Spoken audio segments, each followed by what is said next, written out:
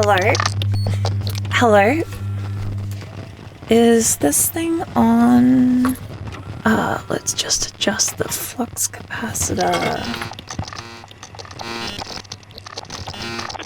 And okay, we should be good now. Can you hear me? Greetings, fellow humans, from this small corner of our shared digital plane. I've conjured this channel out of the abyss of ones and zeros that we find swirling around us in order to create a place to house my overly personal reflections and ramblings on my experiences with video games, media, and art as a whole. Rather than video essays approaching art through any strict analytical lens or framework, this channel will focus on exceedingly human-centric reflections on how media has touched and shaped my life, and hopefully, in doing so, prompt you to reflect on how it has also uniquely shaped your life, as well as the lives of those across the world, in truly unique and _wobbly ways. My initial plans are to cover my experiences playing story-based indie games, being the kind of media that I'm both drawn to and that speaks to me the most. This would span both more well-known titles like 𝚒𝚒𝚜𝚒, 𝚒𝚑𝚒𝚑, 𝚒𝚑𝚒𝚒𝚑, danganronpa, and others, to lesser-known gems like 𝚑𝚑𝚒𝚒𝚑, 𝚑𝚑𝚒𝚑 and the 𝚑𝚑𝚑𝚗𝚏𝚑 series. Films, shows, books, and any other forms of art are very real possibilities as well. Thematically, I expect it will cover a vast smorgasbord of emotions and topics, skewing towards the psychologically darker and more vulnerable sides of the human experience. That is to say, I'm sure it will be a fun ride. Now, as to why this channel exists, not because I feel that my perspective is a particularly important or valuable one, but just for the fact that it is one, an unmistakably flawed and thus human one. And it is getting harder and harder to find them online in this day and age. And I wish to take a small step to change that. So, for those who just clicked on this to find out what this is all about, that's my channel in a nutshell. The end, la fin, all done. You can continue on with your life now. Or your YouTube binge session. No judgment intended, we've all been there. But for those who wish to reflect a little longer, and this will be an ongoing theme of this channel, so if you feel inclined to do so, it's a good indicator that you will likely enjoy the future creations that spawn on this small plot of digital land. Let me first ask you a question.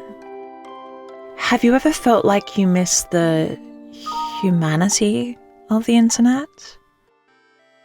It began in me as a quiet longing, a deep-seated pang that would tug from within me as I hopped from YouTube to Instagram to the various search engines that act as communal gateways to the collective mass of content known as the modern net.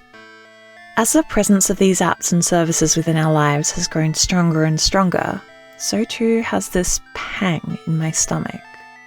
No longer just a dull ache, but a throbbing pulse, a yearning for something that was missing. I hadn't been able to quite articulate what that something was, and certainly not for the lack of trying. I scoured YouTube, devouring endless essays on nostalgia, the old net, intentional and slower forms of connection, digital minimalism, etc., etc., etc. If a video essay out there was even vaguely related to these topics, I gobbled it up in a heartbeat. Yet this endless flood of mass-produced content did very little to help me pinpoint what this something was. Until one day, I turned the tap of this fire hose off for a second, and took a step backwards, to write, to reflect. Let's rewind a little. Browsing used to be an active choice, a purposeful one, during which we would reach out and comb through the websites, videos, and digital artifacts presented to us. Artifacts carefully lined up on rows and rows of shelves, each section curated and handpicked by other humans. Humans who had no incentive beyond their own want and need to share a small part of themselves through this newfound digital medium. to create, carve a little place in digital space to serve as a home and conduit for their feelings, creativity, and imagination. Not because Squarespace sponsored them to do so, but because of our own innate desire to create something tangible from the intangible mess of our own feelings, thoughts, and humanity. The internet used to be a place for creation, curation, reflection. Not to say that these things no longer exist. There are countless brilliant creators, humans, who still publish and share pieces of themselves with the wider net. But they are getting harder and harder to find within the increasing barrage of AI-fueled, yes, it had to be mentioned at some point, slop, flooding these previously shared digital spaces we once called home. And yes, alternate spaces to share these parts of ourselves do exist. The indie web, the small web, and countless decentralized sites, communities, and spaces are all doing wonderful work on this front, and I thoroughly enjoy engaging with them.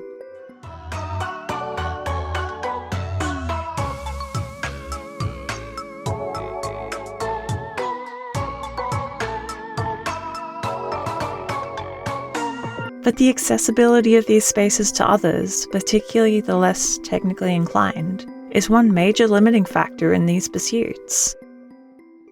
And so that's why you've ended up here. Even if YouTube has become, to put it bluntly, a bit of a commercial, slop, and AI-ridden wasteland, unless you have seriously hacked and tamed the mighty and mythical beast that is the YouTube algorithm, I don't want to be forced off the platform I've grown up with without a fight. Even if only a handful of people ever see my videos, the sole act of publishing these parts of myself to a wider community of fellow humans would be enough for me.